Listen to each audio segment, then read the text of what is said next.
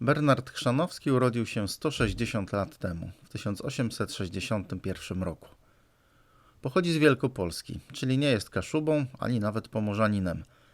A jednak jest dla nas tak ważny, że jego imieniem nazwano specjalną nagrodę wręczaną osobom zasłużonym dla naszego regionu.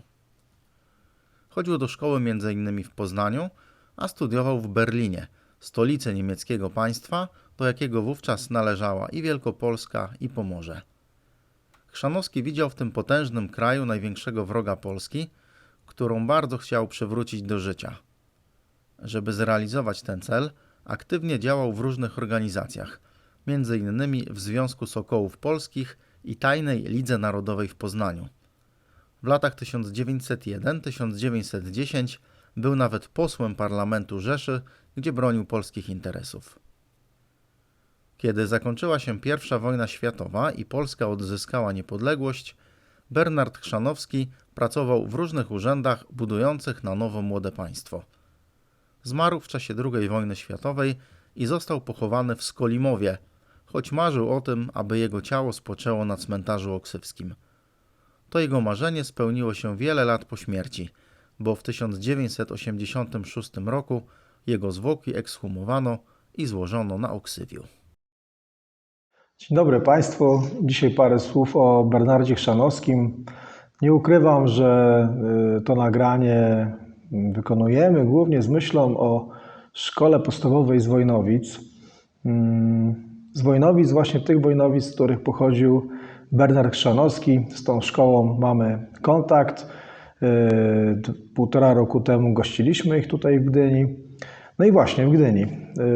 Można zadać takie pytanie, dlaczego człowiek z Pomorza mówi o Bernardzie Chrzanowskim, o postaci tak naprawdę bardzo mocno związanej z Wielkopolską, pochodzącej z Wielkopolski.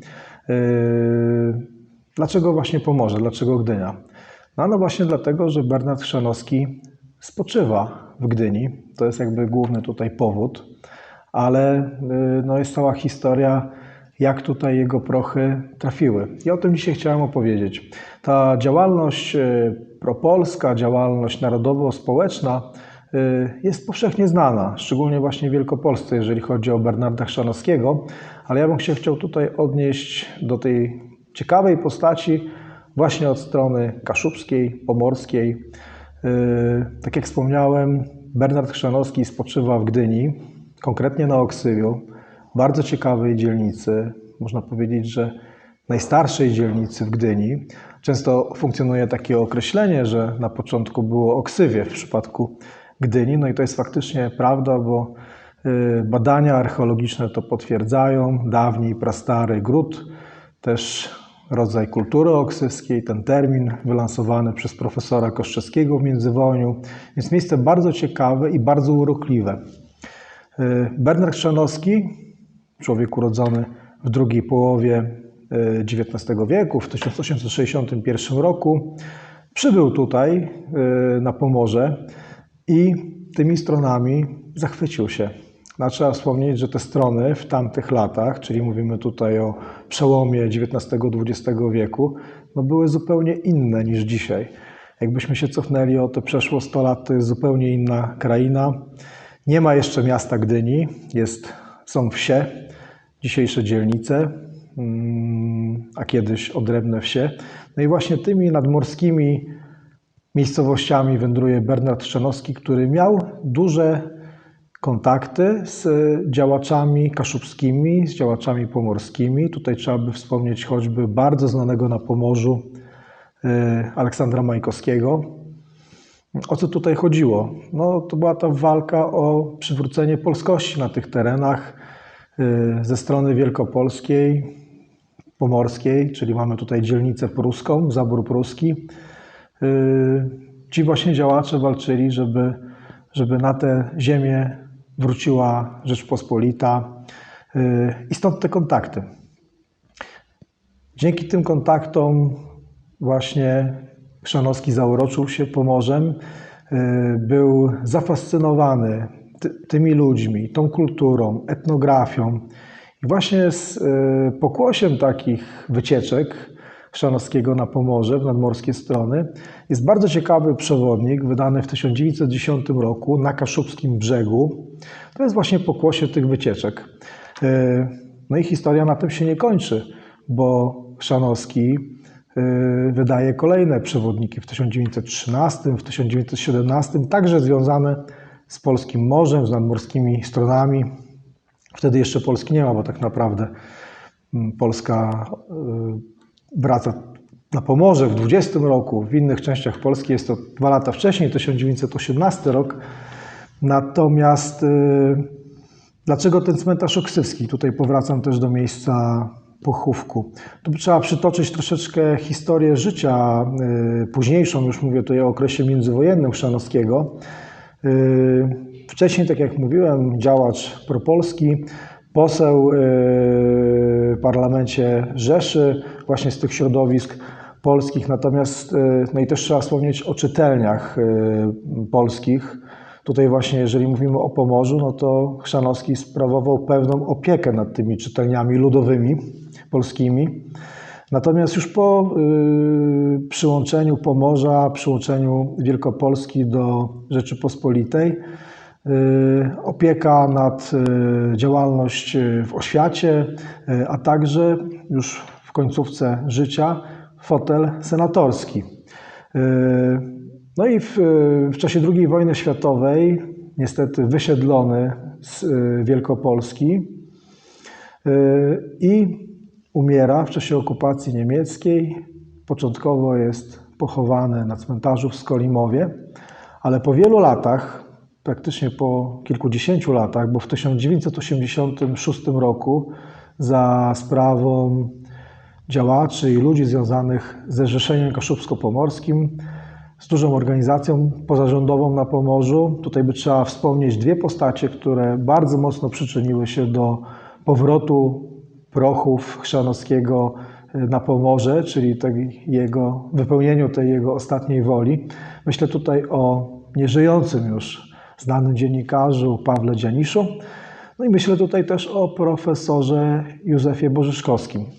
No i faktycznie w 1986 roku, dzięki tym staraniom, prochy Bernarda Chrzanowskiego wracają na Oksywski cmentarz i okolica, którą Chrzanowski niegdyś się zachwycał i wielokrotnie wspominał, że właśnie w tym miejscu chciałby kiedyś spocząć. Tutaj trzeba wspomnieć, że faktycznie z cmentarza oksywskiego, bo to jest wzgórze, rozpościerał się niegdyś przepiękny widok na zatokę, którą Kaszubi zwali Bożą Zatoką ze względu na spokojną wodę. Tutaj patrząc geograficznie, to Półwysep Helski zapewnia właśnie ta kosa, zapewnia pewną ochronę od dużego morza, od Morza Bałtyckiego i dlatego Kaszubi nazywali tutaj te wody oblewające, że tak powiem, Gdynię, Bożą Zatoką. I właśnie nad tą Bożą Zatoką Chrzanowski chciał spocząć. To dokonuje się dopiero w 1986 roku. Tutaj trzeba parę słów też powiedzieć o bardzo ciekawym nagrobku w postaci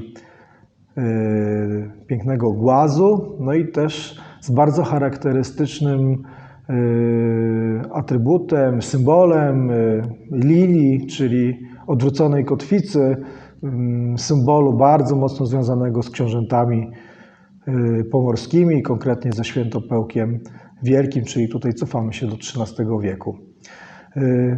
No i tutaj dalej też trzeba by wspominać o pamięci związanej z tą postacią. Z jednej strony mamy tutaj jego grób, no a z drugiej strony też ciekawa inicjatywa Zrzeszenia Kaszubsko-Pomorskiego, też już wiele lat temu, ustanowienie medalu Poruszył wiatr od morza. To jest właśnie medal Bernarda Chrzanowskiego i on jest przyznawany osobom, które propagują Pomorze, propagują ten region poza jego granicami. I tutaj na przykład z takich znanych osób chciałbym wspomnieć, myślę, że w większości osób znaną aktorkę Danutę Stenkę, która przeszło dekadę temu już ten medal otrzymała. I takich osób było więcej. Też w ostatnich latach, tak jak wspominałem, z jednej strony tutaj mieliśmy wycieczkę szkoły podstawowej z Wojnowic, czyli z tego miejsca, gdzie Bernard Chrzanowski pochodzi.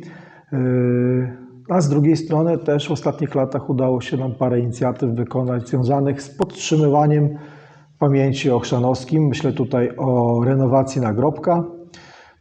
3 lata temu dzięki firmie Stal Complex, to jest firma stoczniowa, wykonaliśmy renowację pięknego, kutego ogrodzenia właśnie nagrobka Chrzanowskiego i też to już taka świeższa sprawa, dosłownie sprzed kilku miesięcy udało nam się na cmentarzu oksywskim, tutaj dzięki współpracy z parafią i tak naprawdę też z wieloma podmiotami stworzyć kolejną tablicę nawiązującą do historii. I właśnie ta ostatnia tablica, bo to już jest druga z kolei, dotyczy konkretnie Bernarda Chrzanowskiego i drugiej postaci też spoczywającej na tej cmentarzu, bardzo znanej, zasłużonej. Myślę tutaj o księdzu Antonim Muchowskim. Zachęcamy do zapoznania się z dawnym przewodnikiem Bernarda Chrzanowskiego. Myślę, że dzięki temu szczególnie osoby spoza Pomorza będą miały okazję poznać koloryt tej ziemi. No i też warto porównać te obrazki, które tutaj znajdziemy, obrazy historyczne, które kreślił Chrzanowski, z dzisiejszym XXI wiekiem, bo tak jak wspominałem, ten region, ta kraina bardzo mocno się zmieniła, ale myślę, że niektóre rzeczy, o których wspominał Chrzanowski, z pewnością odnajdziemy.